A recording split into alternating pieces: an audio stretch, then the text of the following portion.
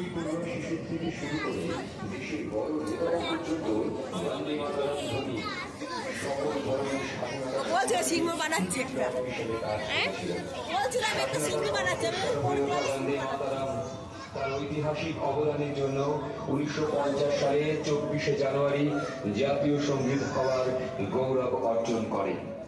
বন্দে মাতরম তার সৃষ্টি থেকে আজ পর্যন্ত ভারতের রাজনীতি, ভক্তি এবং শিল্পকে সেই মাতৃশক্তি আহ্বান করে, যার উপাসনা কোটি কোটি ভারতীয় তাদের জীবন উৎসর্গ করেছেন।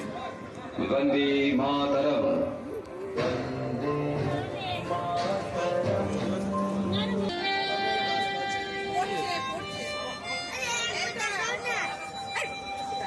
আমরা কজন ক্লাবের 56তম বর্ষের নিবেদন সার্ধ শতবর্ষে বন্দে মাতরম, স্বাধীনতার অমর সুর।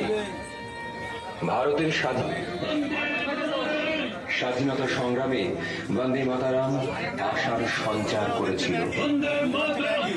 বন্দে মাতরম সর্বদা স্বাধীন ভারতের ওই সার্ধ শতবর্ষ 1905 সালে যখন ব্রিটিশরা বাংলা ভাগ করে দেয়, প্রতিবাদে বন্দে ছিল।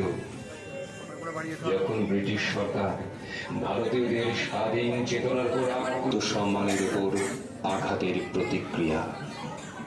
1873 সালের এক সন্ধ্যায় বঙ্কিমচন্দ্র চট্টোপাধ্যায় বাড়ি ফিরছিলেন।